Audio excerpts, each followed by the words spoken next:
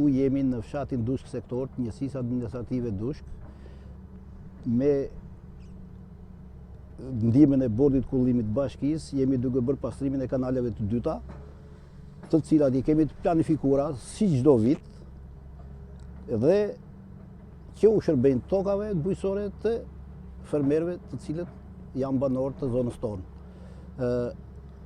Jo këtë vit, po çdo vit ne planifikojmë pastrimin e kanaleve të dyta që janë në pronësi të bordit, ndërkohë me fermerët marrim dhe u japim udhëzime të cilat ata të pastrimin e kanaleve të treta pasi janë në pronësi të tyre për t'u pastruar. I bëjnë fermerët zakonisht?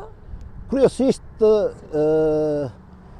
kemi pas vështirësi sepse disa i ka dhënë tokat me qera tek qera Marsit dhe aty kemi hasur probleme, por shumica e kanë zgjidhur pak a shumë, po pjesa më e madhe e kanaleve është e papastruar deri në këtë moment.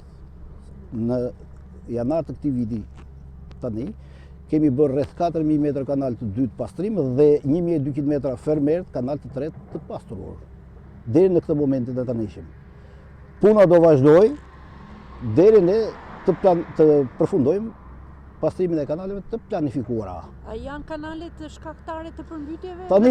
Tani mund të themi që kanalet e treta ndikojnë sadopak, pasi nuk e përcjellin ujin e parceles te kanalet e dyta, ndërsa kanalet e dyta pothuajse në çdo 2 vjet deri 3 vjet ne i kemi bërë pastrimin.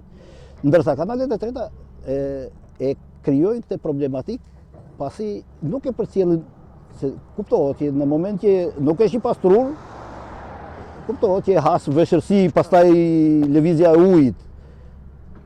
Fshatra Dushk Sektor dhe Dushk Fshat, pas përfundimit të kanaleve të dyta në fshatin Dushk Fshat, jemi fokusuar tek pjesa e Dushkut Sektor ku do bëhet pothuajse të gjithë pastrimet e kanaleve të dyta dhe në bashkëpunim me fermerët, po ashtu dhe të tretat.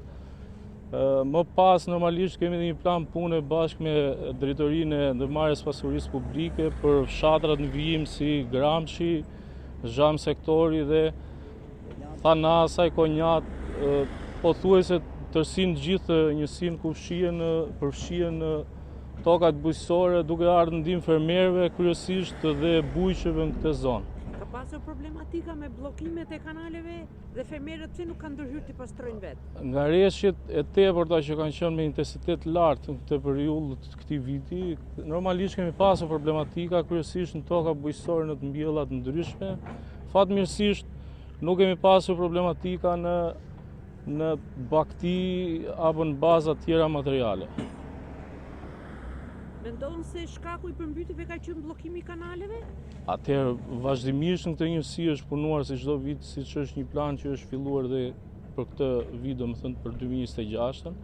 Normalisht është punuar, problematika nuk është që kanë ardhur këtu duhet i bëj thirrje dhe gjithë banorëve të njësisë për gjitha mbetjet që ne hedhim në kanalet ndryshme të lagjeve apo të rrënjve, se normalisht të përplasen të gjitha dhe krijohet. Kjo është problemi kryesor i përmbytjeve tokave bujqësore.